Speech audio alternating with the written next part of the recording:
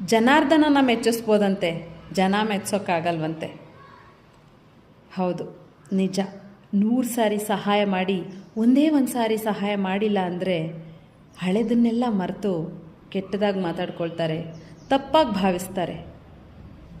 ಜನ ಮೆಚ್ಚೋ ಪ್ರಯತ್ನ ಯಾಕೆ? ನಮ್ಮ ಆತ್ಮತೃಪ್ತಿಗೋಸ್ಕರನಾದರೂ ಒಳ್ಳೆ ಕೆಲಸಗಳನ್ನ ಮಾಡೋಣ. ಅವರೇನಂತಾರೋ ಇವರೇನಂತಾರೋ, ಅವರೇನು ತಿಳ್ಕೊಳ್ತಾರೋ ಇವರೇನು ತಿಳ್ಕೊಳ್ತಾರೋ ಅನ್ನೋ ಭಯ ಬೇಡ. ನಮಗೇನು ಸರಿನೋ ಅದನ್ನು ಮಾಡಿದ್ರೆ ಸಾಕು. ನಮಗೆ ಯಾವ ದಾರಿ ಸರಿನೋ ಆ ದಾರಿಯಲ್ಲಿ ನಡ್ಕೊಂಡು ಹೋಗ್ತಾ ಇರಬೇಕು. ನಡೆಯೋ ದಾರಿಲಿ ನಾಯಿ ಬೊಗಳೋದು ಸಹಜ ಅಲ್ವಾ? ಅದಕ್ಕೆ ಯಾಕೆ ಚಿಂತೆ?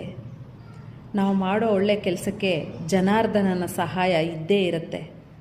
ಹಾಗೆ ಮುಂದೊಂದು ದಿನ ಒಳ್ಳೆ ಫಲ ಖಂಡಿತ ಸಿಗತ್ತೆ. ಆ ನಂಬಿಕೆ ನನಗಿದೆ. ನಿಮಗಿದೆಯಾ? ಮತ್ತ್ಯಾಕೆ ತಡ?